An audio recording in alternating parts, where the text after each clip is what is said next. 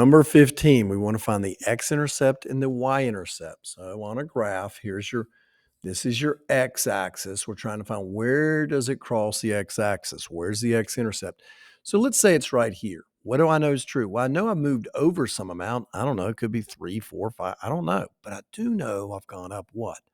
A height of nothing. So I know whenever you're crossing the x-axis, your y value has to be a 0.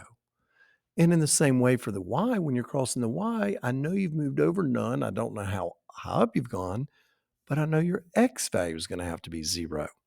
So I'm going to use that to help me find these intercepts. So y equals 0. F of x is just y.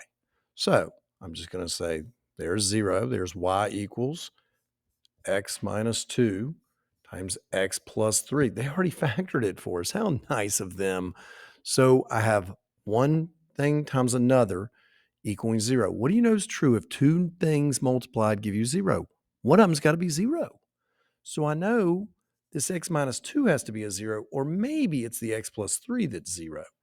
Well, what value for x would make this true? Well, add 2, add 2. If x is 2, this guy right here, that's going to be a 0 there. 2 minus 2 is 0. Boom, thing's going to 0. Here, subtract 3. Subtract 3. X is negative 3 is the other option.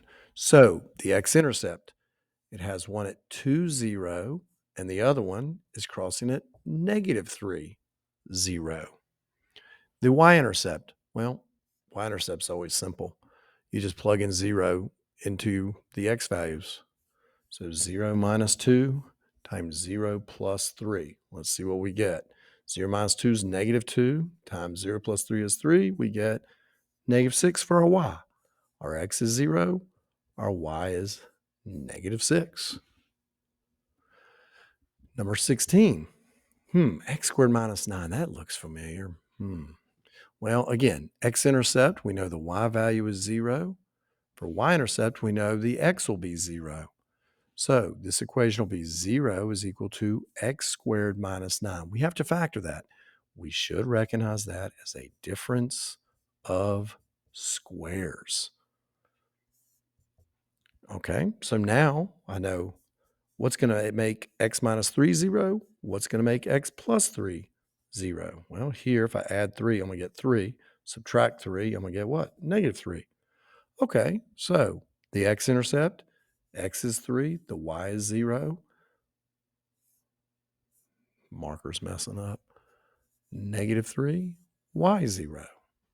Now for the y-intercept, I'm going to set the x to 0. So y equals, because f of x is y, equals x squared. Well, x is 0 minus 9. So 0 minus 9 is negative 9 for the y.